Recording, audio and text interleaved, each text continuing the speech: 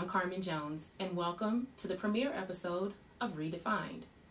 Do the names Jack Nicklaus, Arnold Palmer ring a bell to you? What about Dean Martin? What about Don Cherry?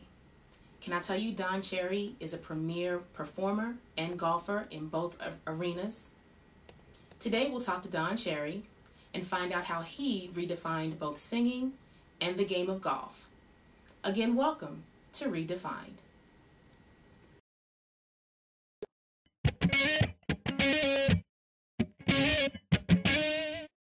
If the name Don Cherry doesn't ring a bell, that doesn't mean you've never heard of him.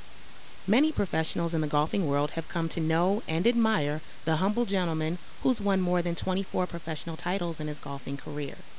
While others in the recording industry know Don Cherry as the smooth velvet voice of the 1955 Decca Records hit Band of Gold. But most notably, Don Cherry is the voice everyone knows because he's the original voice of Mr. Clean. So what ever happened to the man of so many talents? We happened to find Don Cherry one sunny afternoon at his Las Vegas home as he was preparing to go on tour. Yes, at 86 years old, Mr. Don Cherry is still in demand on the big band circuit. His backyard is always reminiscent of his years as a professional golfer because it sits right along the Las Vegas Country Club golf course. The den in his spacious home is filled from floor to ceiling with memorabilia from his heyday as one of the world's renowned golfers and singers. As I sat down to talk with Don, I was drawn in by his charisma and his warmth. He opened up his vault of nostalgia to share with us at Redefined. There will never be another Don Cherry. Okay, so I'm understanding the two careers that you have, golf and singing, but my biggest question is, when did you decide on both, and which one did you have the passion for first? Stop. I think probably it was singing because my mother was Church of Christ. We used to go to church when I was like 7 or 8 years old, and I would sing. Of course, they didn't have a piano or anything there, and everybody just sang. And I would sing along with them, and people kept looking at me, and I said, "Mother, why are they looking at me?" She said, "Because you sing better than they do." So I took that, as the truth. But the thing about golf, it was something that I could do anything. I could kick a football. I could play any kind of sport there was.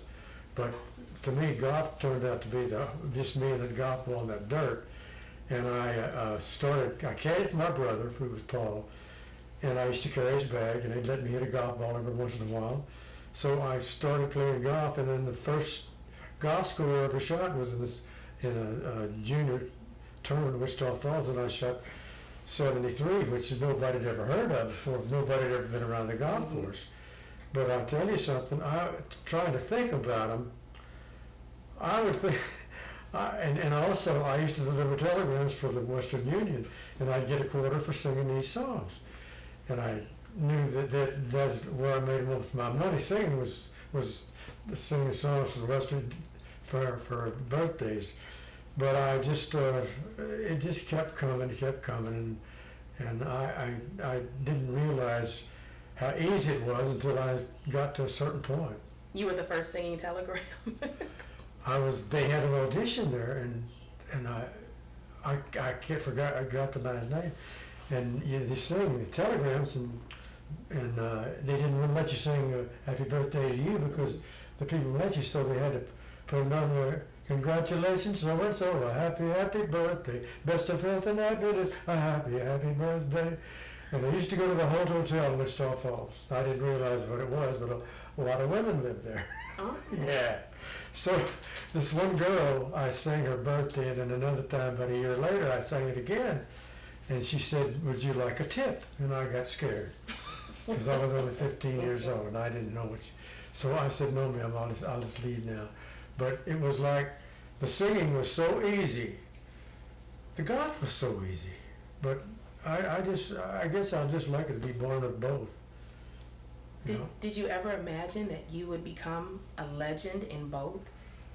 Because to drop the name Don Cherry, you are a legend in both. You're a legend as a singer and as a golfer. Did you ever think that you would be a legendary golfer/singer? Are you sure? Yes, you are. Yes, you are. Well, I appreciate that. No, I didn't, because I've always been very shy. I really have all my life. And when people used to say good things to me, I'd say thank you and just run. Mm-hmm. And it really, it's only been since I met Francine. First of all, I was with Columbia, I was with Decca, I was with Monument. I must have made 500 songs, and I didn't listen to any of them till I met Francine. I never heard it. And then I went and did this tribute to Perry Como, and we put it in the car one day, and I'm driving the car, and I hear the song, and I said, hey, that guy's not bad. So And it's you. Yeah, and golf was so easy. I mean, I was just used to do it, but I didn't have any lessons in singing or any lesson in golf. I just did it. I think that's where the talent comes in a lot of times, when you don't have the lessons. Yeah. And you're just a natural at it. Since you are such a natural at it, the game of golf that I know of is very much a gentleman's game. It's very, you have to be a very specific type of person to be a golfer. The game has changed over the years. How do you feel about how the game has changed so much? Well, the equipment has changed so much, it makes a lot of difference. But there's so many more people who are golfers, and so many more who are better golfers than I ever saw back then, because I was with Sam Snead, I was with Ben Hogan, I was with everybody, and thank God I met all those people. But to me, golf was something that I just did it, and certain times that I thought I was going to win something. I won quite a few things. Played the Masters 9 times, and I played the U.S. Open 8 times. In fact, in 1960, in the U.S. Open, if I'd have played the back nine in 2 under, I'd have beat Arnold Palmer. So, but as far as singing goes, I know that people like Peggy Lee and Billy Eckstein is the biggest fan I ever had. Mm-hmm. He said if I ever had to choose another voice, it would be yours, because I was working with him in the Philippines, but all those people, and the compliments I got from the people who were in that business and the golf just meant more to me than anything else. Is that right? Yeah. Going back to the game of golf, have the tabloid images of late ruined the game? I don't think it's helped any, and I feel sorry for that young man. I know who you're talking about, because there's never been an athlete on this earth as good as he is. Mm-hmm. I'm talking about anything. Mm-hmm. If he'd wanted to play football, he probably could have done that, but I never in my life. And I was around every great player, Hogan, Jack Nicklaus, Arnold Palmer, everybody, but I've never seen an athlete like this man, how he can play golf. And I hope he comes back soon. Yeah, I think that's the big thing, is that we've forgotten with the tabloid that he's an athlete first. Yeah. You know, and besides that, when you're that exposed, and of course he wasn't very bright what he was doing, but you know, I think the good Lord will take care of him. Yeah, I just find it funny that he's an athlete. He's a great athlete. Yes. But we've kind of forgotten that within the past few months. Yeah. My big thing, you've worked with the greats. Yep. I saw some stuff with you and Dean Martin, and I saw you on Hee Haw. Yeah. You go from the golf course to Hee Haw. I know. That's a big leap, right? I don't even think I could do it. Now I used to watch Hee Haw all the time. Well, not really when you do it in the daytime, when you do it at night. I mean, thank God, because what I'm doing, singing at night and playing golf in the daytime, I can do that. I've never taken a drink. I've never smoked a cigarette in my life.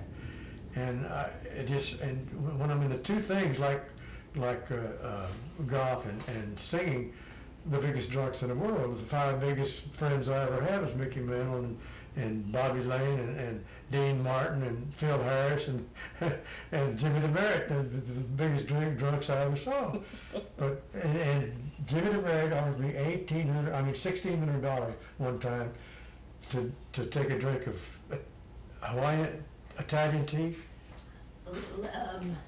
Lemon iced tea. I give up. It's a very strong drink. Anyway, I didn't do it. I didn't take the money.